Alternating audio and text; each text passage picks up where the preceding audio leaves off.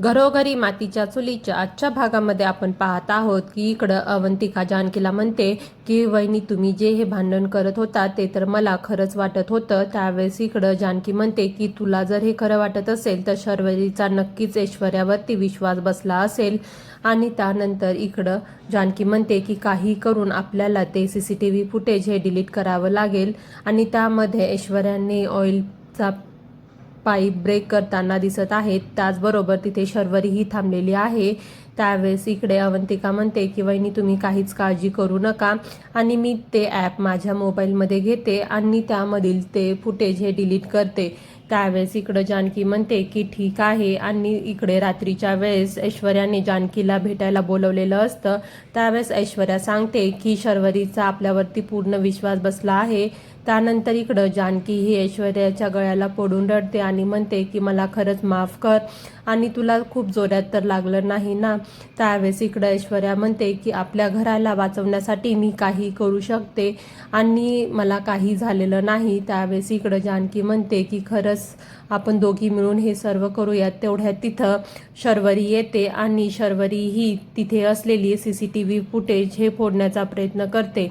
त्यावेळेस ती एक बॉल ही आपल्यासोबत कॅरी करून आणते। त्यावेळेस इकडं जानकी आणि ऐश्वर्या हे सर्व पाहत असतात। त्यावेळेस ती एका काठीने ते CCTV फुटेज तिथून फोडते आणि तिथे तो बॉल टाकून निघून जाते। त्यानंतर इकडं ऐश्वर्या म्हणते की पाहिलं ना चोराच्या मनामध्ये चांदणं। त्यावेळेस इकडं जानकी म्हणते ते आपल्यासाठीही खूप महत्त्वाचं झालं कारण की आपण ही चोरून चोरून प्लॅनिंग करतो ते कोणाला नाही कळायला पाहिजे। त्यावेळेस इकडं ऐश्वर्या म्हणते की हो ते पण आहेच आणि त्यावेळेस इकडं जानकीला म्हणते की तुझा माझ्यावरती विश्वास आहे ना, बस झालं आणि मी जे काही करतीये ते फक्त आपल्या घरासाठीच करतीये। त्यानंतर इकडं जानकी म्हणते की हो माझा तुझ्यावरती पूर्ण विश्वास आहे। दुसऱ्या दिवशी सकाळी ऋषिकेश हे पेपर घेण्यासाठी बाहेर येतात तेव्हा त्यांच्या लक्षात येतं की CCTV फुटेज हे कोणीतरी फोडलेलं आहे। त्यावेळेस ते जानकीला आवाज देतात तेव्हा आई आणि शर्वरी दोघीही येतात आणि शर्वरी सांगते की लहान मुलं इथं रात्री खेळत असतील आणि त्यांचा बॉल लागल्यामुळे ते CCTV कॅमेरा फुटला असेल। त्यावेळेस इकडं जानकी म्हणते की लहान मुलं हे रात्री खेळायला नाही येत का, हे मुद्दाम म्हणून कोणीतरी केलेलं आहे। त्यावेळेस ऋषिकेशलाही असंच वाटत असतं की हे CCTV कॅमेरा कोणीतरी मुद्दाम म्हणून फोडला आहे। पण इकडं आई म्हणतात की आता हे एकमेकावरती आरोप प्रत्यारोप करणं थांबवा आणि काय सत्य आहे ते शोधून काढा आणि आपल्याला काय कोण आपल्या विरोधात काय करत आहे हेच पाहण्यासाठी आपण इथं CCTV लावला होता आणि ते सगळ्यांनी फोडून काढला। त्यानंतर इकडं जानकी म्हणते की आई तुम्ही त्रास करून घेऊ नका आणि पूजेला चला। त्यानंतर इकडं ऋषिकेशलाही जानकी म्हणते की मला विश्वास आहे की हे मुद्दाम म्हणूनच कोणीतरी केलेलं आहे आणि आई होत्या म्हणून मी काही बोलले नाही। त्यावेळेस इकडं ऋषिकेश म्हणतात की आपण हे सर्व पोलिसांना सांगूयात। त्यावेळेस शर्वरीही घाबरत घाबरत म्हणते की हो ऋषिकेश दादा तू म्हणत आहेस ते एकदम बरोबर आहे आणि हे सर्व आपण पोलिसांना सांगूयात। त्यानंतर इकडं ऐश्वर्या ही घरामधलं सर्व आवरत असताना सारंग म्हणतात की तुमचं आणि जानकी वहिनीचं आणखीन भांडण मिटलेलं नाही आहे का।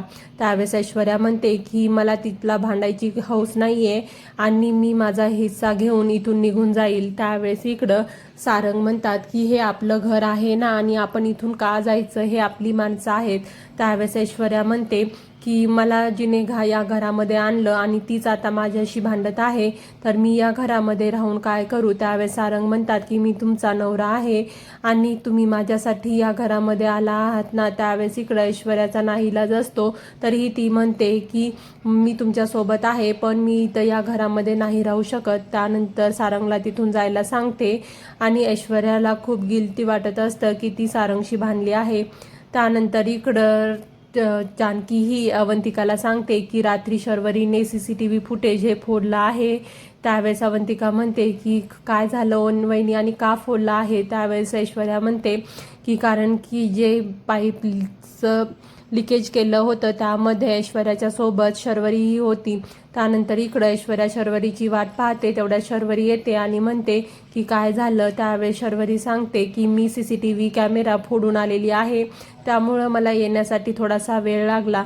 त्यावेळेस इकडं ऐश्वर्या म्हणते की अगदी बरोबर आहे, आज आपलं नशीब बलवंत म्हणून आपण वाचलो. त्यावेळेस इकडं शर्वरी म्हणते की मी चतुर होते आणि मी चौफेर लक्ष ठेवत होते म्हणून हे सर्व पॉसिबल झालं आहे.